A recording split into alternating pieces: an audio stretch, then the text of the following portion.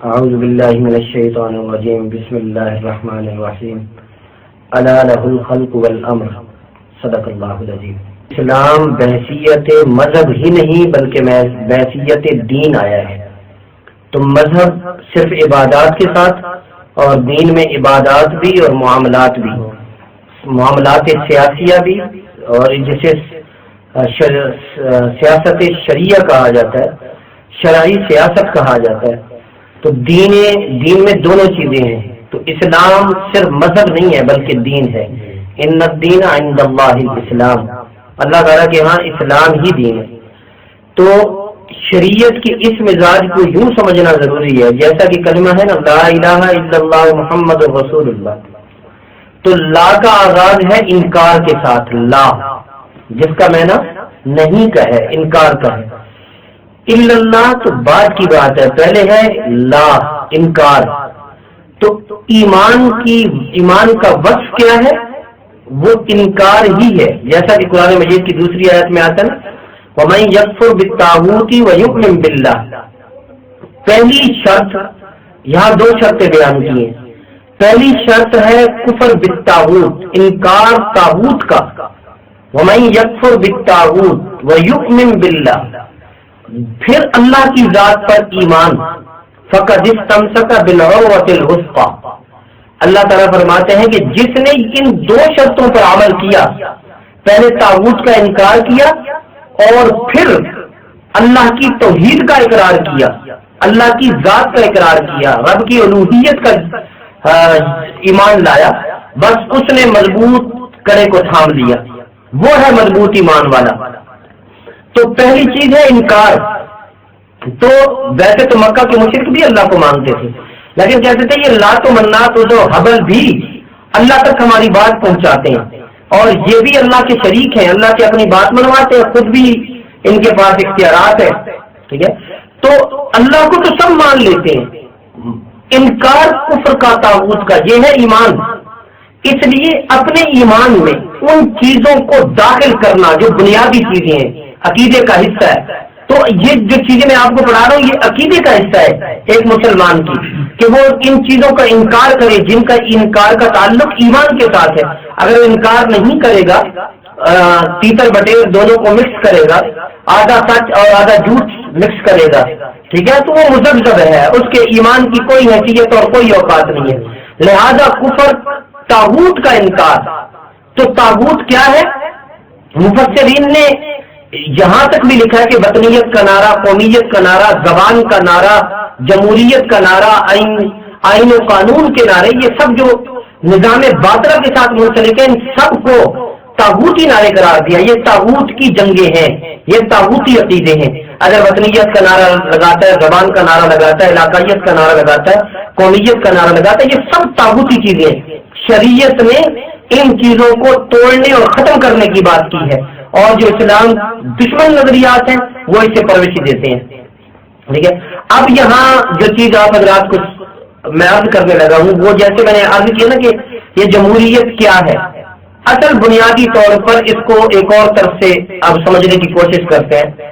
ایک ہے دین، ایک ہے لا دینیت، ایک ہے دین، ایک ہے لا دین، دیندار اور بے دین، ٹھیک ہے۔ ہمارے ہاں تو دیندار اور بے دین انہیں کہا جاتا ہے کہ جو دین پر عمل اسلام پر کر رہے ہوں انہیں دیندار، اور جو نماز روزہ حج زکات سے ہٹ رہے ہوں تو اسے بے دین کہتے ہیں، یہ بے دین کا آدمی ہے، ٹھیک ہے، اس سے عمل نہیں ہے۔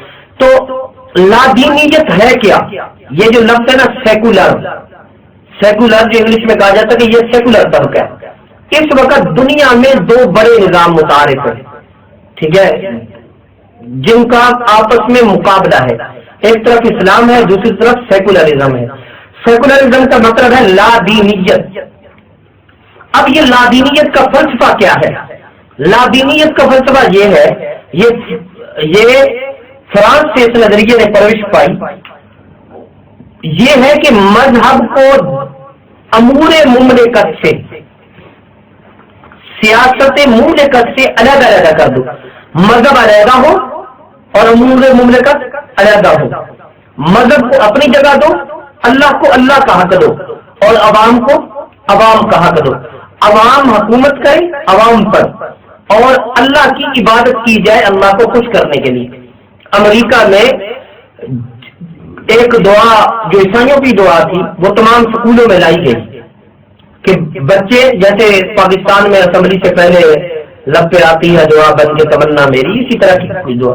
تو سپریم کورٹ میں درخواست دائر کی گئی کہ یہ امور مملکت میں مذہب کو لایا جا رہا ہے. تو سپریم کورٹ نے اس پر سٹے دے دیا کہ دعا کو سکولوں کے اندر نہیں پڑھا جائے گا، دعا کو مذہبی معاملہ مذہب میں رہنے دو، اسے امور مملکت میں کھینچ کے نہ لاؤ. یعنی اس حد تک ہے کہ امور مملکت کو مذہب کے نام ہی کو، جیسے میں نے عرض کیا تھا پہلے کہ خدا کا لفظ ہی جمہوریت میں نہیں ملتا ہے، تو سیکولر نظریات کا جو پہلی اساسی بنیادی نظریہ ہے وہ یہ ہے کہ مخلوق اور خدا کو جدا جدا ڈیل کرو، مخلوق اور خدا کو جدا جدا. خدا کے لیے عبادت اس کا جمہوریت سے کوئی تعلق نہیں ہے. اس کے لیے انہوں نے چرچ کو علیحدہ کر دیا اور امور مملکت کو علیحدہ کر دیا. کلیسا علیحدہ ہو گیا اور امور مملکت علیحدہ ہو گیا. گردوارہ علیحدہ ہو گیا، امور مملکت علیحدہ ہو گیا. اور مندر علیحدہ ہو گیا اور امور مملکت علیحدہ ہو گئے. مسلمانوں کو بھی یہی گھٹی پھیلائی گئی اور مسلمانوں سے بھی مسجد علیحدہ کروا دی گئی اور امور مملکت کو علیحدہ کروا دیا گیا. اب آپ دیکھیں گے پاکستان میں بھی آپ کو یہی سوچ نظر آئے گی، مملکت کا مسجد سے کوئی تعلق نہیں ہے، مسجد کا مملکت سے کوئی تعلق نہیں ہے. حالانکہ مسلمانوں کے فیصلے، مسلمانوں کی عدالتیں، مسلمانوں کی تربیتیں، مسلمانوں کی صلح صفائی، نکاح تک کے اہتمام مسجد کے اندر ہوا کرتے تھے. نکاح تک کے سنت طریقہ مسجد میں نکاح ہے، ٹھیک ہے. تو نکاح بھی مسجد میں ہوتا، تیر اندازی مسجد نبوی کے اندر، ٹھیک ہے. یہاں تک بھی کہ صحابہ کرام رضوان اللہ علیہم اجمعین مسجد کے اندر جا کے تیر اندازی کر رہے ہیں، ٹھیک ہے. سب چیزیں جہاد کی تربیت ہے، نظریات کی تربیت ہے، سب مسجد کے ساتھ منسلک.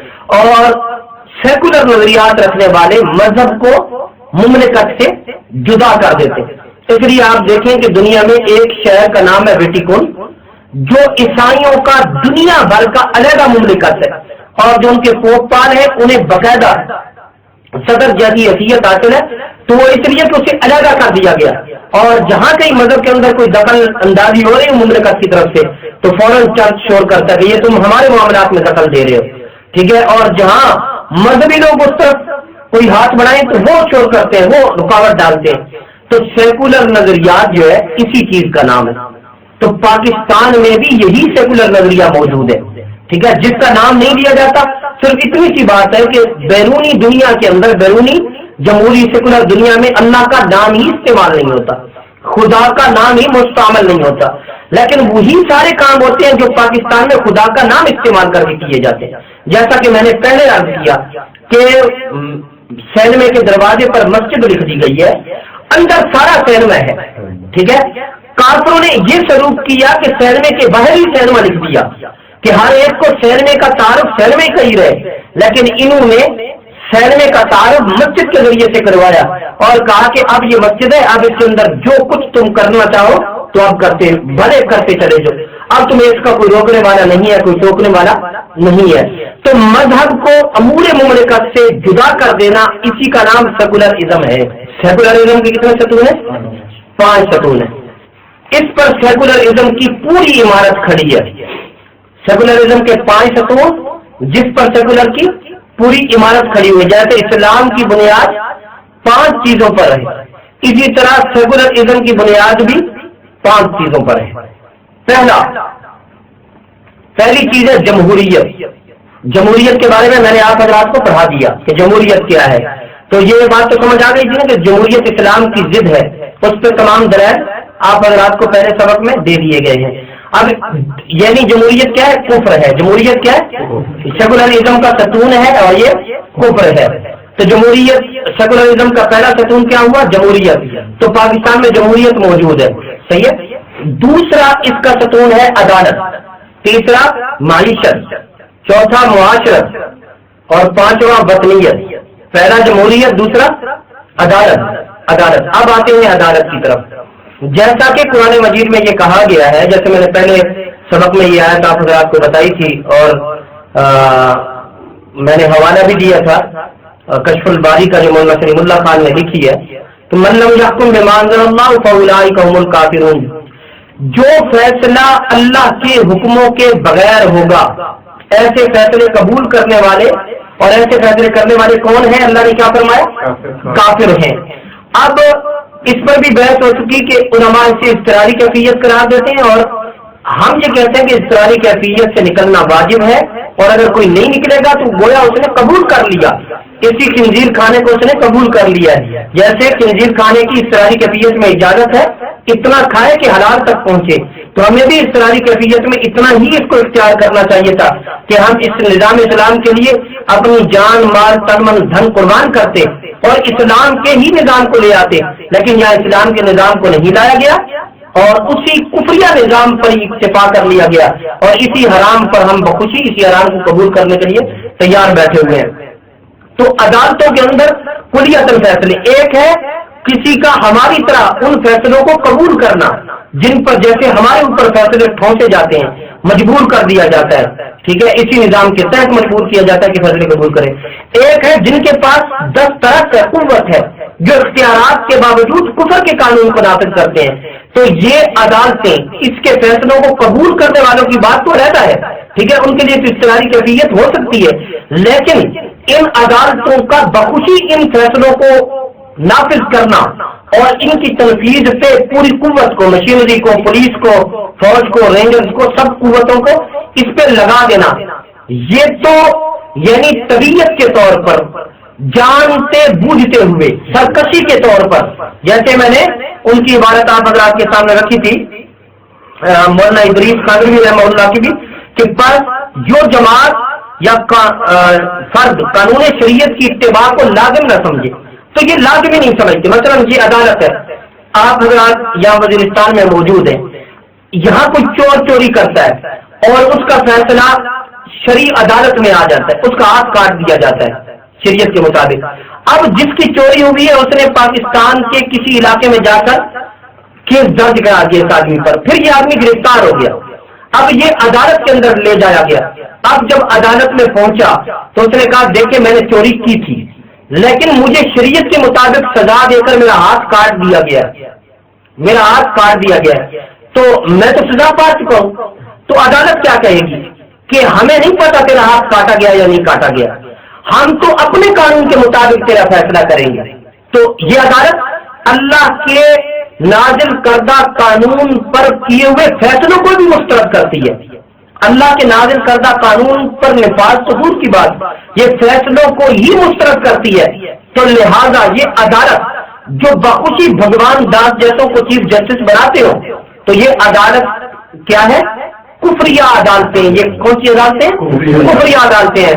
1973 کا آئین، ہاں جیسے کچھ لوگ قدر محمد صلی اللہ علیہ وسلم آنکھیں اور اس طرح، کچھ لوگ اللہ کا نام لیتے کہتے جل جلالہ، ٹھیک ہے، نام لیں گے نبی پاک صلی اللہ علیہ وعلی آلہ وصحبہ وسلم، ٹھیک ہے۔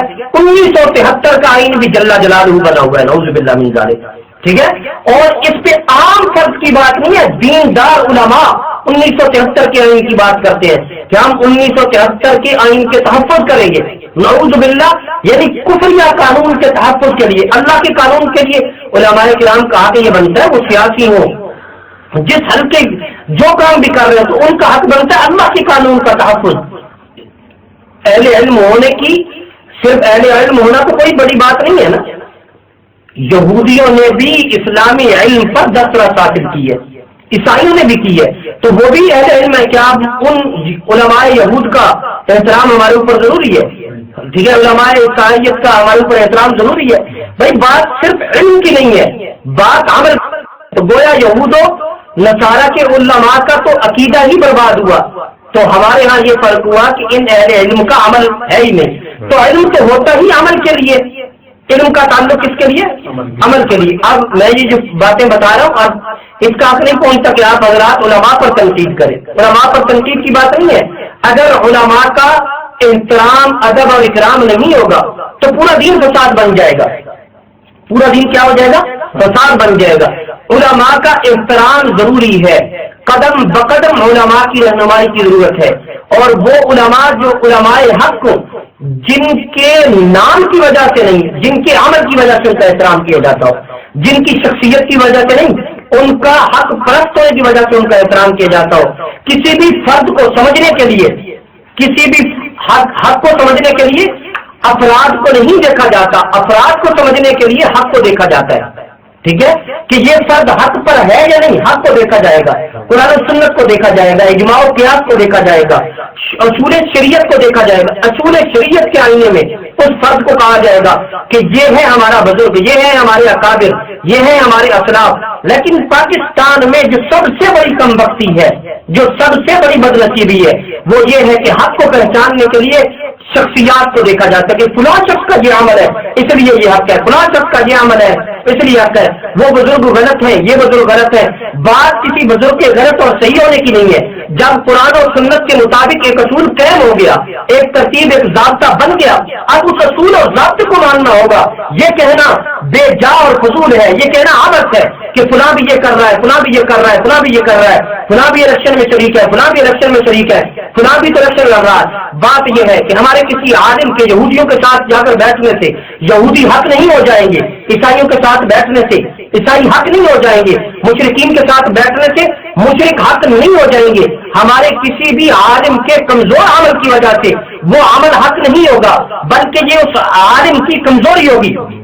تو بات سمجھنے کے لیے ضروری ہے کہ آپ نے جب بھی کسی عالم کو دیکھنا ہے تو اس کی حقانیت کو دیکھنا، حق کے آئینے میں اسے دیکھا جائے گا. یہ نہیں ہوگا کہ حق کو ان کی چھانی سے چھین کے دیکھا جائے گا، جو نکل آئے تو وہ جناب والا آپ کے لیے حق ہے، اور جو اس چھانی سے مسترد ہو جائے تو وہ تمہارے لیے نہ حق ہے. ایسا قطعاً نہیں. شریعت نے اصول اور ضابطے قائم کر دیے.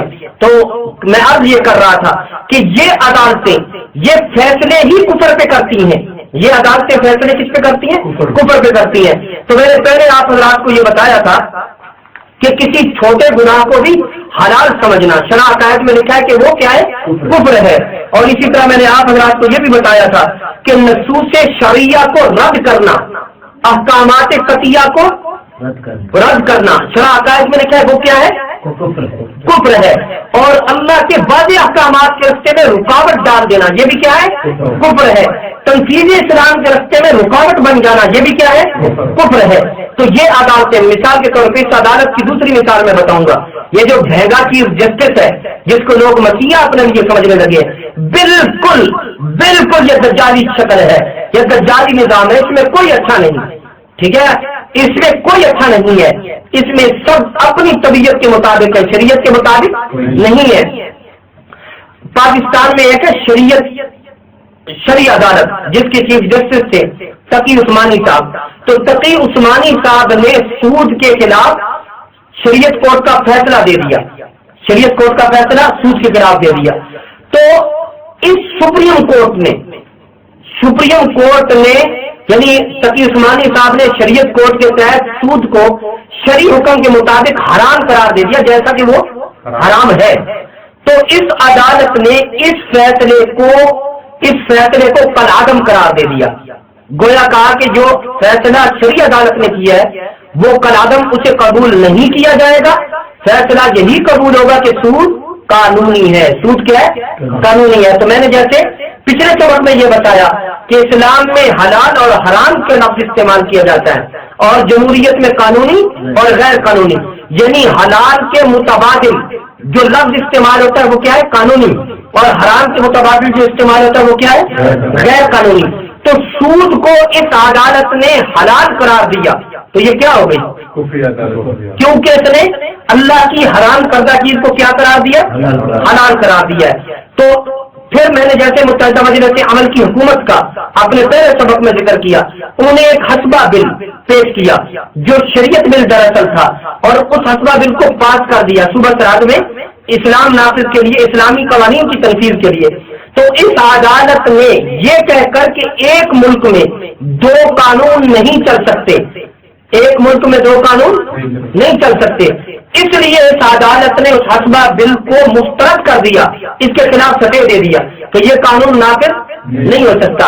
اب اگر آپ صورتحال دیکھیں کہ یہ عدالتیں ایسے نہیں ہیں، یہ عدالتیں باقاعدہ اسلامی قانون کے راستے میں کیا ہے، رکاوٹ ہے، جانتے بوجھتے ہوئے، جان بوجھ کر یہ عدالتیں رکاوٹ بنی ہوئی ہے۔ تو جو عدالتیں شریعت اسلامیہ کے مقابلے میں رکاوٹ ہوں گی وہ عدالتیں کیا ہوں گی، کفریہ۔ تو دوسری چیز جو میں نے بتائی کہ سیکولرزم کا پہلا ستون کیا ہے، جمہوریت، دوسرا ستون کیا ہے، عدالت، تیسرا ستون اس کا ہے معیشت، تیسرا ستون کیا ہے، معیشت۔ تو اس وقت دنیا بھر کا اصول کیا ہے،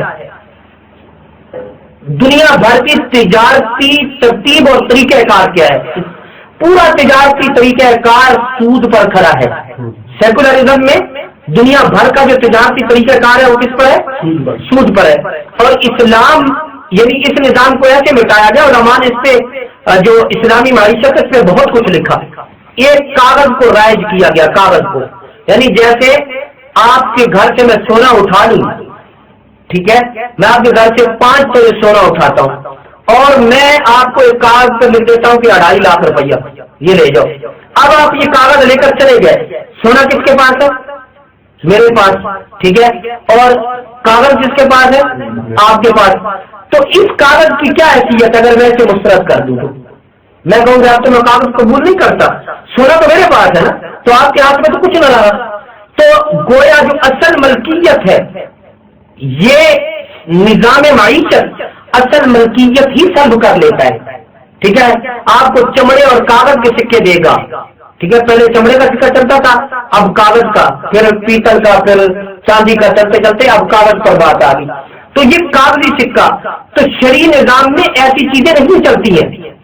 پھر اس میں سود کو لایا گیا، اب سودی نظام طریقہ کار میں امیر ترین ہوتا جائے گا، غریب تر ہوتا جائے گا۔ میں آپ کو ایک مثال دیتا ہوں، یہ جو پاکستان میں سبزی منڈیاں موجود ہیں، سبزی منڈیاں، شریعت ان سبزی منڈی کے کاروبار کو حرام قرار دیتی ہے۔ سبزی منڈی کا کاروبار کیا ہے، حرام ہے۔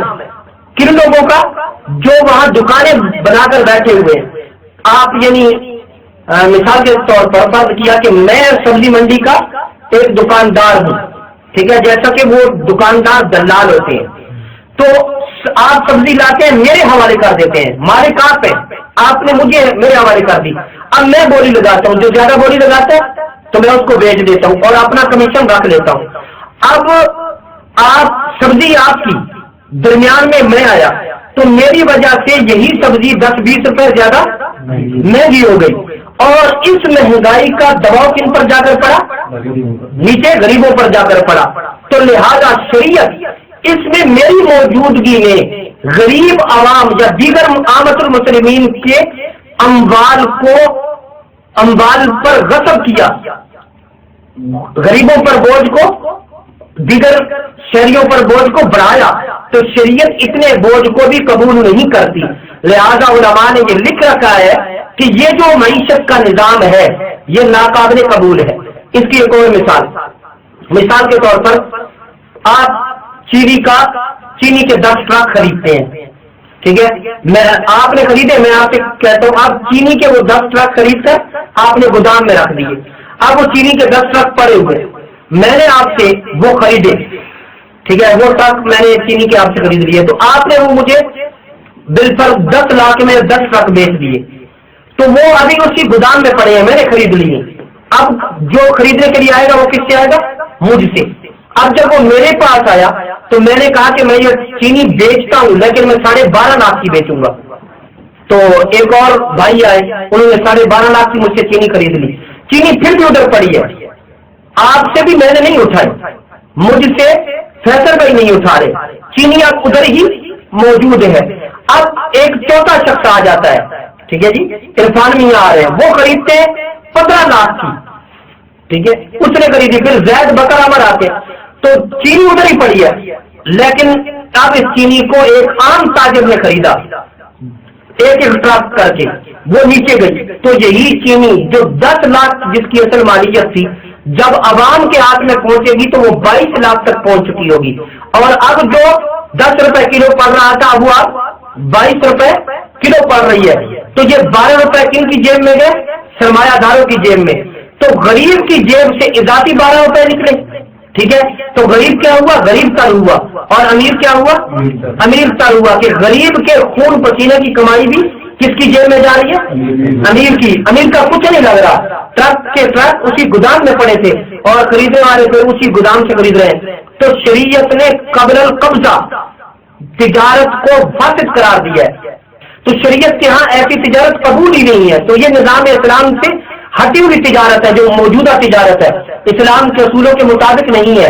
اسلام بنیادی طور پر ہر فرد کے حق کا خیال رکھتا ہے، کسی کا حق مارتا نہیں ہے۔ یعنی اگر سبزی والے نے سبزی کاشت کیا تو اسلام اس کو حق دے گا، لیکن درمیان میں کسی کو چودراہٹ اور جگیرداری بنانے کی اجازت بھی نہیں دے گا۔ تو اس نظام معیشت کا آگے کا آبا ہی بگڑا ہوا ہے، ٹھیک ہے؟ اس نظام معیشت کے آگے کا آبا ہی بگڑا ہوا ہے، یہ غریبوں کے استحصال پر مبنی ہے۔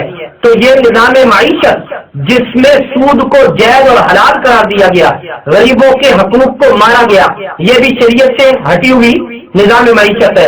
اور اس نظام معیشت میں جس میں سود کو حلال قرار دیا گیا، تو اس نے بھی کیا کیا؟ حرام کو حلال قرار دیا۔ اور جو چیزیں حرام شریعت نے کی، جو یہاں جو پیسہ حرام کا بنے گا نا، کہ جس کو شریعت نے باطل تجارت قرار دیا، اسے پھر جو حلال سمجھ کے کھائے گا وہ کیا ہو جائے گا؟ کافر ہو جائے گا۔ اس نظام معیشت کا تعلق بھی حرام کے ساتھ ہے، اس نظام معیشت کا تعلق کس کے ساتھ ہے؟ حرام کے ساتھ ہے۔ اب عامت المسلمین جن پورے ماحول ہی گناہوں کا بنا دیا گیا، تو وہ بیچارے کیا کریں؟ اسی بازار میں جائیں گے، اسی دکان پہ جائیں گے، سب کچھ یہی ہوگا۔ لہذا جب بگاڑ پیدا ہوا تو وہ اس حد تک آ گیا کہ مرچوں میں بھی اینٹیں مکس ہونے لگی، ٹھیک ہے؟ جب بگاڑ پیدا ہوا تو اس حد تک آ گیا کہ دودھ میں ہمارے پاس یہاں ایک ساتھی ہے تو تربیت کرنے کے لیے کافی عرصہ رہے، تو میں نے اس سے پوچھا آپ کیا کرتے تھے؟ تو اس نے کہا کہ ہمارا دودھ کا کاروبار تھا۔ تو میں نے کہا کہ پانی مکس کرتے ہیں، اس کا کیا طریقہ کار ہوتا ہے؟ تو اس نے پھر اپنی سٹوری سنانا شروع کی۔ تو اس نے کہا کہ ہم پہلے دودھ میں سے مشین کے ذریعے مکھن نکال لیتے تھے، تو دودھ ملائی نکل گئی تو دودھ پتلا ہو گیا، تو اب پھر بیچنے جاتے تھے، تو اب اس کو گاڑا کرنے کے لیے اکثر ہمارے لوگ یہ کرتے ہیں، یا یوریا کھاد ملاتے یا بال سپا پاؤڈر۔ آپ اندازہ کریں کہ کہاں تک جاتا ہے یہ ظلم، کہاں تک جاتا ہے۔ جب اوپر نظام ہی ظالمانہ لایا گیا تو درجہ بدرجہ جس کے پاس 10 کلو دودھ تھا پھر وہ بھی ظالم بنا، جس کے پاس 1 کلو مرچ تھی وہ بھی ظالم بنا، جس کے پاس 2 تھان کپڑے کے تھے وہ بھی ظالم بنا۔ اوپر سے لے کر نیچے تک پورا معاشرہ ظلم پر آ کر کھڑا ہو گیا۔ تو جب ایک نظام ہی کفری ہے تو اس کے نیچے جو چیز بھی پروش پائے گی، گندے تعداد میں کیڑے ہی پیدا ہوتے ہیں، گندے تالاب میں کیڑے ہی پیدا ہوتے ہیں۔ اس نظام کے تالاب کے اندر تمہیں سورج مکھی نکلتی نظر نہیں آئے گی، گندے کیڑے، جھاڑیاں اور کانٹے ہی نکلتے نظر آئیں گے۔ اس تالاب سے بدبو ہی آئے گی، خوشبو نہیں آئے گی، کیونکہ یہ نظام ہی باطل ہے۔ اتنی بات بھی سمجھ آ رہی۔ چوتھا ستون اس کا کیا ہے؟ معاشرت۔ تو اس میں معاشرے میں انسانی حقوق کے نام سے، بظاہر یہ کتنا خوبصورت نام ہے، ٹھیک ہے، کہ انسانی حقوق، آزادی اظہار رائے، یعنی یہ جو نظام ہے اس کو انسان کے بنیادی حقوق کا نام دیا گیا۔ یہاں سے جو معاشرے پر میں بات کرنے والا ہوں، فرانسی انقلاب میں جس چیز کو اٹھایا گیا وہ تھا بنیادی انسانی حقوق کی بات، کہ بنیادی انسانی حقوق، اس سے معاشرے کو کھڑا کیا گیا، ٹھیک ہے۔ تو جو میں نے آپ حضرات کے سامنے پہلے بات عرض کی ہے نا، کہ اس پورے کے پورے معاشرے کے اندر یہی ظلم، یہی سربریت جاری رہتی ہے، یہی چیز جاری رہتی ہے۔ اب یہاں کیا ہے کہ انسانی حقوق کے نام پر عورت کو بھی یہ کہا گیا کہ تو بھی باہر آنا، عورت کو بھی تو بھی باہر آ، مرد نے تجھے 4 دیواری میں بند کر رکھا ہے، تو 4 دیواری میں کب تک بند رہے گی، تجھے بھی باہر آنا چاہیے۔ اب بات بہت اچھی تھی، دل کو بھلی محسوس ہوتی تھی، اس لیے عورتوں نے بھی اس چیز کو قبول کیا کہ گھر سے باہر آئیں گی۔ تو گھر سے باہر آئی تو کیا حاصل ہوا؟ کنڈکٹر ہی تو بنی ہے، ٹھیک ہے۔ پاکستان میں بھی اب تو نعوذ باللہ یہ ڈیبو سروس اور دیگر فیصل موورز اور مختلف کوچز چل پڑی ہیں، اب ہمیں آئے بھی 4 سال سے زیادہ عرصہ ہو گیا، آپ پتہ نہیں کیا کچھ آ چکا ہوگا مزید، ٹھیک ہے. تو اس میں بس ہاسٹس، پہلے ایئر ہاسٹس تھی، اب بس ہاسٹس. تو ان مردوں کی خوشی کے لیے عورتوں کی مسکراہٹیں بکتی ہیں، مردوں کی خوشی کے لیے، سواریوں کی خوشی کے لیے عورتوں کی مسکراہٹیں بکتی ہیں. ریسپشن پہ بیٹھی ہوئی عورتیں، تو وہاں لانے کی ترتیب ہی کیا ہوگی کہ اس عورت کو ریسپشن پہ بٹھایا جائے گا جو زیادہ خوبصورت ہوگی. ٹھیک ہے. ظلم یعنی حیا کا جنازہ ہے، حیا کا جنازہ ہے. حتیٰ کہ آواز تک بھی تم موبائل ملاؤ، ٹھیک ہے، ناٹ ریسپارڈنگ ایٹ دا مومنٹ، وہ بھی تمہیں عورت کی آواز میں سنائی دے گا. ٹھیک ہے. یہ سب کچھ کیا ہے؟ یعنی عورت کو بکاؤ مال بنایا گیا. کہا تو اسے یہ گیا تھا کہ تو گھر سے باہر آئے گی تجھے حقوق ملیں گے، لیکن اسے مویشی منڈی میں جانوروں کی طرح بیچا گیا، اسے اشتہاروں پہ، اخباروں پہ بیچا گیا.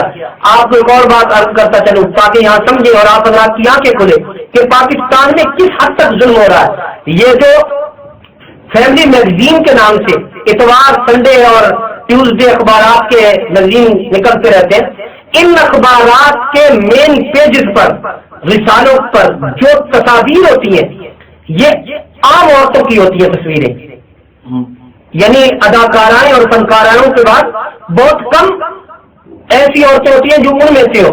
یہ تصویریں پھر عام زنا کا شوق رکھنے والی ان اخبارات کو فون کر کے پوچھتے ہیں یہ تصویر کس کی ہے، تو وہ کہتے ہیں کہ ہم آپ کا اس سے رابطہ کروا سکتے ہیں اگر آپ ہمارے پاس آئیں تو.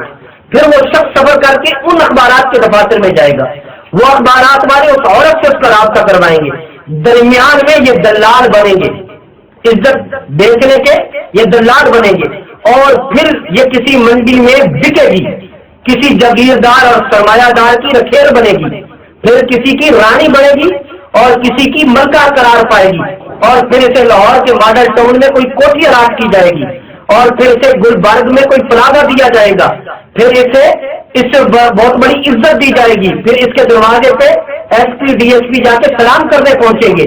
یہ ہے وہ سسٹم. یعنی آپ اس بگڑے ہوئے معاشرے کی اگر نفسیات کو سمجھنے کی کوشش کریں تو حد درجہ اتنا کھلے عام ایک انٹرویو بی بی سی پر نشر ہوا تو ایک عورت بی بی سی پر واضح طور پہ کہہ رہی ہے کہ میں بہاولپور میں گئی تو وہاں پتہ نہیں وہ اپنے اس میں بہت بڑی جو ان سب عورتوں کی سرپرست ہوتی ہے اس کو پتہ نہیں وہ کیا نام دے رہی تھی، تو میں اس کے پاس گئی تو اس کے پاس پجاروں وغیرہ بھی تھیں، گاڑیاں بھی تھیں، اور 150 کے قریب عورتیں تھیں. تو میں نے کہا کہ اتنا کچھ تمہارے پاس؟ اس نے کہا ہاں یہاں D I G, S P, D S P یہ سب مجھ سے ماہانہ لیتے ہیں اور میں بس موج کرتی ہوں یہاں پہ. تو باقاعدہ زنا کے اڈے اور اس کی کمائی تمہارے ڈی آئی جی، آئی جی اور تمہارے وزراء کھاتے ہیں. عورتوں کے نعوذ باللہ رانوں کی کمائی یہ بغیرت کھاتے ہیں. اور یہ نظام ہے یہاں ایکس ایچ او سے لے کر، مجھے ایک ساتھی نے اٹک کا واقعہ سنایا کہ علماء نے احتجاج کیا کہ اس گند کھانے کو بند کیا جائے، مسجد کے قریب ہے اسے کہیں اور منتقل کرو. یہ نہیں کہا کہ اسے ختم کر دو. علماء ایس پی کے پاس گئے اور کہا کہ اسے ختم کرو، بند کرو. تو ایس پی نے اسی وقت اس عورت کو فون کیا کہ آپ آئیں، آپ کے معاملے میں شکایت ہے. ٹھیک ہے. تو وہ ادھر گئی تو وہ عورت سے اس نے کہا کہ یہ سب علماء اور یہ دیندار آئے ہیں کہ بالکل مسجد کے قریب تیرا یہ گند کھانا ہے تو اسے ختم کر، کسی اور طرف لے جا، تو یہ کیا کرتی ہے؟ تو اس نے یوں اشارہ کیا. ایس پی خاموش ہے، زبان بند رکھ، کل جس کے پاس تو پڑا ہوا تھا وہ تیری ماں لگتی ہے.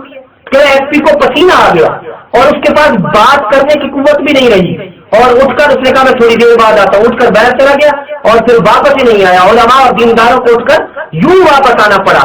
تو جب یہاں تمہارے S P, D S P, I G معاشرے کے بگاڑ میں اس حد تک ملوث ہو، یہ آنٹی شمیم پر لال مسجد اور جامع اقصی والوں نے جب یہ سب کچھ کیا تو پھر کیا نتیجہ نکلا کہ وزراء، یہ آنٹی شمیم شیخ رشید اسے آنٹی کہتا ہے، ہماری نہیں ہے، یہ شیخ رشید کی آنٹی ہے. ٹھیک ہے. تو ان وزراء نے ٹھیک ہے، ان وزراء کی خواہش پر کہ اس کو تکلیف کیوں پہنچی ہے، جامع اقصی کی باپردہ بیٹیوں کو فاسفور سے جلایا گیا ہے. آپ ظلم کو سمجھے، معاشرتی بگاڑ یہ سب چیزیں کس سے آ رہی ہیں, کس نظام سے آ رہی ہیں؟ سیکولرزم سے آ رہی ہیں. تو یہ ہے چوتھا ستون. اس ظلم اور اس کفر کا یہ کون سا ستون ہے؟ چوتھا ستون ہے. اس میں بگاڑ ہی بگاڑ آئے گا. تو اس میں سب سے بڑی چیز, اس معاشرتی نظام میں سرمایہ دار کو عزت ملے گی, جگیردار کو عزت ملے گی.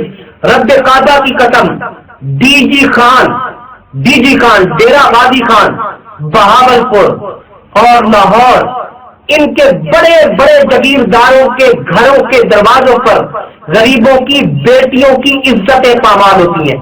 بڑے بڑے نہ چاہتے ہوئے سندھی وڈیروں اور جگیرداروں کے ہاتھوں عام مسلمان بچیوں کی عزتیں پامال ہوتی ہیں. بول بھی نہیں سکتے, منہ کھولے تو قبر میں جائیں, ان کو کوئی دلاسا دینے والا نہیں, ان کی کوئی بات, ان کا ساتھ کوئی تسلی دینے والا نہیں, ان کے کندھے کے ساتھ کندھا ملا کر کھڑے ہونے والا نہیں.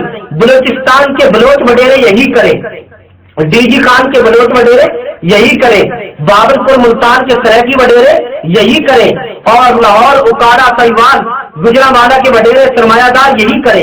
غریبوں کی عزتیں بکتی ہیں تمہارے ملک کی گلی گلی میں, نہ چاہتے ہوئے وہ خاموش رہتے ہیں, ان کی زبانیں گم رہتی ہیں. اگر بولیں تو قبر میں جائیں, عزت بھی گئی, جان بھی گئی. تو یہ اس معاشرے کو اگر ہم قبول کرتے ہیں, اگر اسی معاشرے میں ہم زندہ رہنے کو گوارا کرتے ہیں, اگر اسی معاشرے کو ہم یہ کہتے ہیں کہ یہ قابل قبول ہے, تو رب کعبہ کی قسم ایسی زندگی اللہ کے سامنے ایسی زندگی قابل قبول ہی نہیں ہے. آسمان سے صرف لعنتیں ہی ہمارے حق میں لکھی جائیں گی, رحمتیں اللہ نہیں بھیجے گا. لہذا اس ظلم کے مقابلے میں یہ جو معاشرتی نظام ہے, جہاں اوپر سے لے کر نیچے تک ظلم در ظلم, آپ دیکھتے ہیں کہ میں آپ کو کیا بتاؤں, احمدآباد کے اندر سے عمر فاطق جو انڈونیشیا کا مجاہد تھا, اس کی اہلیہ کو گرفتار کیا گیا. جب گرفتار کیا, اس کی اہلیہ کو گاڑی میں پھینکا گیا, پوری طرح برہنہ کر کے, پوری طرح ننگا کر کے ایک مجاہد کی اہلیہ کو. تو وہ کون تھی؟ میری اور آپ کی بہن ہے نا, میری اور آپ کی بہن ہے, میری اور آپ کی بیٹی ہے, نبی پاک صلی اللہ علیہ وسلم کی ناموس ہے, عزت ہے. ان کے ساتھ یہ سلوک کس لیے کیا جاتا ہے؟ یہ ہے معاشرہ تمہارا جسے ہم نے قبول کر رکھا ہے, جو اپنی بیٹیاں بیچ رہے ہیں, مائیں بیچ رہے ہیں. اسی طرح اسی ہری پور کے اندر ایک وڈیرے, گاؤں کے وڈیروں نے ایک بوڑھی عورت کو ننگا کر کے پورے ہری پور میں گھمایا.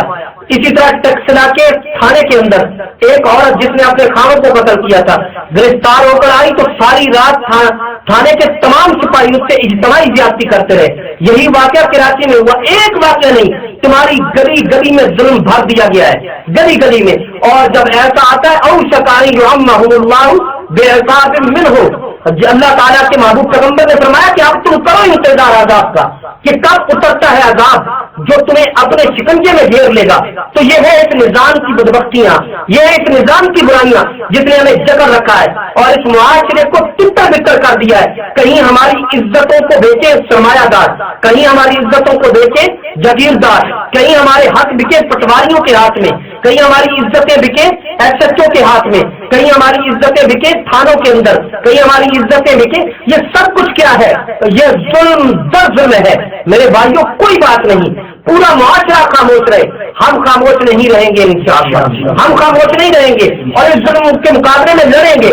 اس وقت تک چین سے نہیں بیٹھیں گے انشاءاللہ. پاکستان کے گلی گلی میں, محلے محلے میں ہم اسلام کی, دین رحمت کی انشاءاللہ بہاریں پہنچانے کے لیے اگر ہمیں خون دینا پڑا تو ہمارا اعزاز ہوگا انشاءاللہ. ٹھیک ہے, ہمارے آبا و اجداد قربانی دیتے تو ہم آج عیاشی کرتے, اسلام کی رحمتوں سے فائدہ اٹھاتے. اگر ہمارے بزرگوں نے قربانی نہیں دی, ہمارے آبا و اجداد نے قربانی نہیں دی, خاموش رہے. اب ہم دیں گے انشاءاللہ. آنے والی نسلوں کو اسلام کا نور نظر آئے گا, اسلام کا نظام نظر آئے گا. تو ضروری ہے میرے بھائیوں اس نظام سے ٹکرانا. تو میں نے کہا کہ چوتھا جو اس کا ستون ہے وہ کیا ہے؟ معاشرت. تو پورا بگاڑ معاشرے کے اندر اسی نظام کی وجہ سے موجود ہے, اور اس کا قدم بقدم تمہیں یہ سرمایہ دار, جگیردار, یہ جتنا کچھ نظر آ رہا ہے یہ اسلام کے خلاف نظر آ رہا ہے. تو یہ بھی اسلام کی دشمنی پر, یہ معاشرہ بھی اسلام کی دشمنی پر, یہ سیاسی سوچ بھی اسلام کی دشمنی پر کھڑی کی گئی ہے. اور پانچواں ہے وطنیت. ٹھیک ہے, حدود میں تقسیم کر دو. یہ ہے پاکستان, اس میں ہے اس کے اندر رہنے والے ہیں 18 کروڑ مسلمان. یہ ہندوستان، اس میں رہتے ہیں 32 کروڑ مسلمان. یہ ہے بنگلہ دیش، اس میں رہتے ہیں 12 کروڑ مسلمان. یہ ہے عراق، اس کے اندر مسلمان. یہ ہے فلسطین، تو فلسطین مرے فلسطین کے اندر، عراقی مرے عراق کے اندر، افغانی مرے افغانستان کے اندر، پاکستانی مرے پاکستان کے اندر، بنگالی مرے بنگال کے اندر، کشمیری مرے کشمیر کے اندر. کسی کو کوئی پرواہ نہیں ہوگی، اس لیے کہ پاکستان. آپ دیکھیں پرویز نے یہ کہا کہ ہمیں کشمیریوں سے زیادہ کشمیری، افغانیوں سے زیادہ افغانی بننے کی کوئی ضرورت نہیں ہے. تو یہ ہے اسی نظریے کی بنیاد پر جو وطن پرستی. آپ صبح سویرے اسمبلی میں جاتے ہیں تو وہاں کیا کہا جاتا ہے؟ پاک سا زمین چار بار. تمہیں اپنے ملک کے جھنڈے کے نیچے کھڑا کیا جائے گا. اسلام میں مملکت کو تقسیم نہیں کیا جاتا. خلیفہ مسلمانوں کا مشرق سے لے کر مغرب تک اور شمال سے لے کر جنوب تک مسلمانوں کے خلیفہ کتنے ہوں گے؟ صرف ایک مسلمانوں کا خلیفہ ہوگا. قانون نافذ ہوگا، کتنے قانون نافذ ہوں گے؟ ایک قانون نافذ ہوگا، وہ اسلامی قانون ہوگا. تو ایک خلیفہ. اسلام مشرق سے مغرب تک اور شمال سے لے کر جنوب تک کے مسلمانوں کو ایک نظریہ دیتا ہے، ایک جگہ کھڑا کرتا ہے. علامہ اقبال کہتے ہیں کہ حکومت اس کو کہتے ہیں چبے کانٹا جو کابل میں، تو دہلی کا ہر پیر و جماعت طرفے. تو اسلام نے تو کابل اور دہلی کو ایک کر دیا، دہلی اور مدینہ کو آپس میں جوڑ دیا، مدینہ اور مراکش کو ساتھ ساتھ کھڑا کر دیا، مراکش سے لے کر جنوبی افریقہ تک کو ایک کر دیا. لیکن اس سیکولرزم نے ہمیں مملکتوں میں تقسیم کر دیا. اس کے لیے اقوام متحدہ کو بنا دیا، اس کے لیے ملکی خود مختاری کا ایک نام دے دیا، اس کے لیے سرحدیں بنا دی. یہ کنٹرول لینڈ ہے، یہ ڈیورنڈ لینڈ ہے، اور یہ بین الاقوامی سرحد ہے. یہ تمہارا سمندر ہے، یہ ہمارا سمندر ہے، یہ نوگو ایریا ہے، یہ فلاں جگہ، یہ فلاں. یہ سب کچھ اس لیے کیا گیا کہ مسلمان تقسیم ہو جائے. اور یہ سیکولرزم کی نحوست ہے کہ آج ایک جگہ کا مسلمان تڑپتا ہے، مرتا ہے، گرتا ہے، قبر میں اترتا ہے، دوسرے کو کوئی پرواہ نہیں ہوتی. تو اسلام نے وطن پرستی پر بندہ جو یہ کہہ کر لڑے گا مرے گا کہ میں اپنے وطن کے لیے لڑ رہا ہوں، اس کی موت کوئی شہادت نہیں ہوگی. آپ علماء سے استفتاء طلب کرے. ہاں اگر کوئی اس لیے لڑے کہ میں اسلامی ملک کی حفاظت کے لیے لڑ رہا ہوں، یہ نظریہ جو یہ کہتا ہے میں وطن کے لیے لڑ رہا ہوں، تو وطن کے لیے لڑنے والا اگر مرے گا تو کون سی موت مرے گا؟ حرام موت مرے گا. اس میں اور ہندوستان کی ہندو میں کوئی فرق نہیں ہوگا. وہ اپنے ملک کے لیے لڑا، یہ اپنے ملک کے لیے لڑا. یہاں بات مملکت کی ہے، اسلامی سرزمینوں کی نہیں ہے. جو ملک کے نام پر لڑے گا اور جو یہ کہہ کر لڑے گا میں اپنی قوم کی عزت کے لیے لڑ رہا ہوں، اپنے قوم کے مفاد کے لیے لڑ رہا ہوں، تو وہ بھی یاد رکھے کہ اس کی یہ لڑائی قومیت کے لیے اگر مرا تو اس کی موت بھی اللہ کے ہاں کیا ہوگی؟ حرام ہوگی موت. اس لیے کہ قومیت کے لیے لڑنا مرنا، اس سے بھی اللہ تعالیٰ کے محبوب پیغمبر نے منع فرمایا. بلکہ کہ کہا کہ ایک غالب حضرت حذیفہ بن جمان کی حدیث ہے کہ قریب ہی وقت آئے گا کہ جب تم جاہلیت کے نعروں پہ لڑو گے، تو جاہلیت کے نعروں کی محدثین نے جو تفسیر کی ہے، تشریح بیان کی ہے، وہ یہ ہے کہ قومیت، علاقائیت اور وطنیت کے نعروں پہ لڑنا. تو میں نے جیسے آغاز میں کہا کہ یہ سب طاغوتی نعرے ہیں، تو جو ان کے لیے لڑے گا وہ بھی کیا ہوگا؟ ہاں وہ بھی اگر موت مرے گا تو ایمان اور اسلام کی موت نہیں مرے گا. ٹھیک ہے، اسلام اور ایمان کی موت نہیں مرے گا. حالانکہ اپنے گھر کے لیے لڑنا، اپنے گھر کے لیے، اپنے حق کے لیے لڑنا، اپنی عزت کے لیے لڑنا، اپنے مال کے لیے لڑنا، اس کی شریعت نے اجازت دے دی کہ اگر کوئی تم سے مال چھیننے آتا ہے، تم اس سے لڑتے ہو، اگر وہ تمہارے ہاتھوں قتل ہوا تو وہ مردار، اور اگر تم اس کے ہاتھوں مارے گئے تو شہید. اگر اپنی عزت بچانے کے لیے لڑتے ہو، تم مارے گئے تو شہید، تمہارے ہاتھوں وہ مارا گیا تو مردار. یہ اللہ کے نبی کی واضح حدیث سے یہ چیز نظر آتی ہے. اگر ہمارے گھر میں ڈاکو داخل ہو اور وہ ہمارا مال چھیننے لگے تو شریعت اجازت دیتی ہے کہ تم اسے قتل کر دو. وہ محمد عبداللہ کیوں نہ ہو، وہ غلام رسول کیوں نہ ہو، وہ 5 وقت کا نمازی کیوں نہ ہو، لیکن جب تمہارے مال پر حملہ آور ہو تو مال کا دفاع تمہارے اوپر کیا ہے؟ ضروری ہے، تم کرو. اور اگر اس کا دفاع کرتے ہوئے تم مارے جاتے ہو تو شہید ہوگا، وہ مارا جاتا تو کیا ہوگا؟ مردار ہوگا. لیکن صرف وطنیت کے نعروں پر لڑنا، صرف قومیت کے نعروں پر لڑنا، صرف زبان کے نعروں پر لڑنا، صرف علاقائیت کے نعروں پر لڑنا، اس کی شریعت قطعاً اجازت نہیں دیتی. اور یہاں تو سیکولرزم میں وطنیت کے ہی نعروں پر لڑایا جاتا ہے. تو میں نے کتنے بتایا تھا سیکولرزم کے کتنے ستون ہیں؟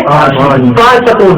سب ستونوں پر میں نے بحث کی کہ 5 ستون کیا ہے اسلام کی مخالفت کے اندر ہے. 5 ستون کیا ہے؟ اسلام کی مخالفت کے اندر ہے. اب ان 5 ستونوں کو مضبوط کرنے کے لیے ان کے 5 ضابطی ادارے ہیں. ان کے کیا ہیں؟ 5 ضابطی سسٹم ہے. ان 5 کو مضبوط کرنے کے لیے افراد ذہن اور اس کی سوچ ان 5 کے ساتھ منسلک کرنے کے لیے 5. پہلا ہے نظام تعلیم، دوسرا فلم انڈسٹری، تیسرا کھیل، چوتھا اس کے پیچھے NGOs، 5واں فوج. اب سنیے سیکولرزم کے 5 ستون. پہلا جمہوریت، دوسرا عدالت، تیسرا معیشت، چوتھا معاشرت، 5واں وطنیت. اور پھر اس کے 5 ضابطی ڈھانچے. پہلا نظام تعلیم، دوسرا فلم انڈسٹری، تیسرا کھیل، چوتھا NGOs، 5واں فوج. اب ان 5 کو نظام تعلیم کو دیکھیں تو لارڈ مکالے کا نظام تعلیم ہے. یہاں پاکستان میں بھی وہی لارڈ مکالے کا نظام تعلیم رائج ہے.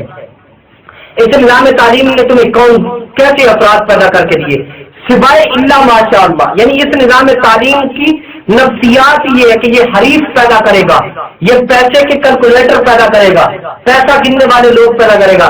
ہاں جی تم کیا بنو گے؟ میں MBBS بنوں گا. MBBS بن کے کیا کرو گے؟ نام ہوگا کہ عوام کی خدمت کروں گا. یعنی جیسے میرا ان کا عوام کا جیب کاٹا جا سکا. آپ خود دیکھیں خدا تک ڈاکٹر کتنے نظر آتے ہیں کیونکہ لوگوں میں صرف حصول رزق کا جذبہ پیدا کیا جاتا ہے کہ پڑھو گے نہیں تو کماؤ گے کیسے، پڑھو گے نہیں تو کماؤ گے کیسے. یعنی نوٹ کے ساتھ تمہیں جوڑا جائے گا. جو انجینئر بنے گا وہ زیادہ کمائے گا، جو ڈاکٹر بنے گا وہ زیادہ کمائے گا، جو جتنی زیادہ تعلیم حاصل کرے گا، جتنی ڈگریاں زیادہ حاصل کرے گا اتنا زیادہ کمائے گا. یہاں پیسے کی مشینیں اس نظام تعلیم سے پیدا ہوتی ہیں. پیسے کے لالچی اور حریف پیدا ہوتے ہیں. اخلاقیات کا جنازہ نکال دیا جاتا ہے. اخلاقیات نہیں سکھائی جائیں گی. تمہیں پہلے پڑھایا جائے گا الف انار بے بکری، یا انار کے پیچھے تمہیں کھڑا کیا جائے گا یا بکری کے پیچھے تمہیں چلایا جائے گا. تو سوچ ہوگی نہیں کہ تمہیں دین کی، تو جب تمہیں انار اور بکری کی دنیا ہی کی سوچ دینی ہے. حالانکہ الف سے اللہ بھی بنتا تھا اور با سے بسم اللہ بھی بنتا تھا، لیکن یہاں نفسیات ہے کہ بچے کو اللہ اور رسول کے پیچھے کی بجائے انار اور بکری کے پیچھے چلا دو. تو یہاں سے نظام تعلیم کی نفسیات ہے.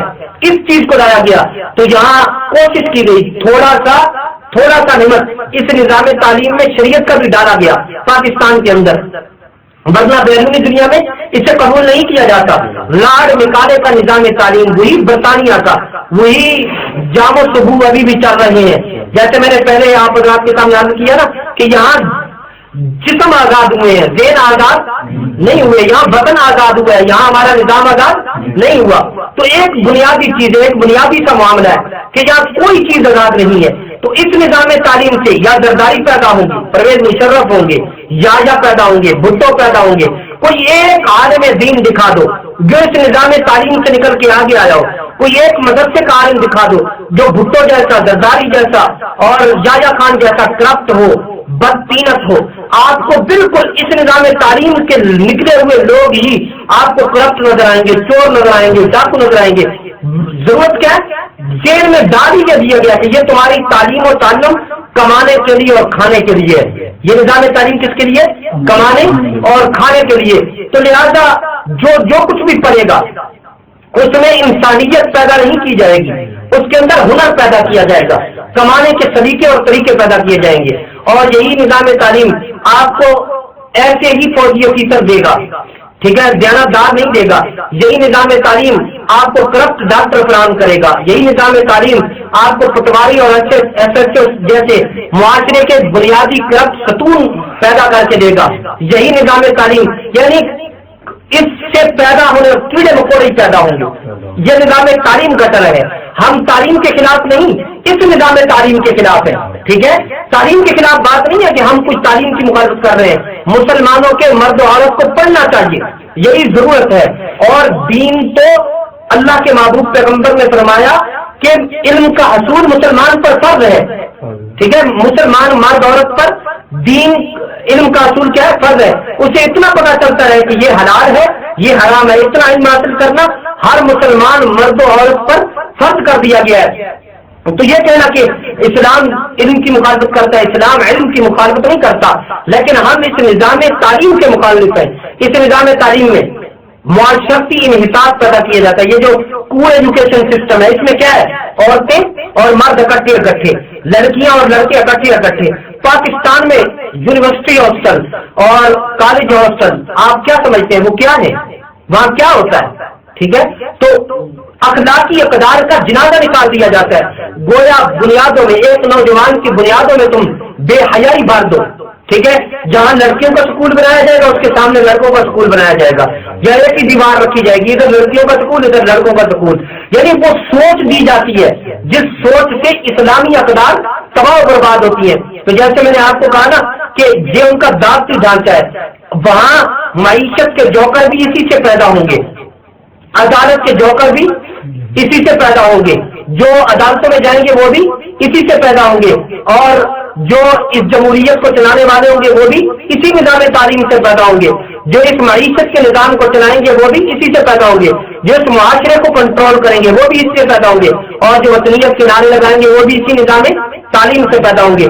تو یہ ہے وہ نظام تعلیم جو ان 5 ستون کو افراد فراہم کرتا ہے، یہ 5 ستون کو افراد فراہم کرتا ہے۔ اور دوسری چیز آپ یہ ذہن میں رکھیں کہ قوموں کے تباہی و بربادی میں نظام تعلیم کا بہت اہم تعلق ہے، اور قوموں کی تعمیر و ترقی میں بھی نظام تعلیم کا اہم ترین تعلق ہے۔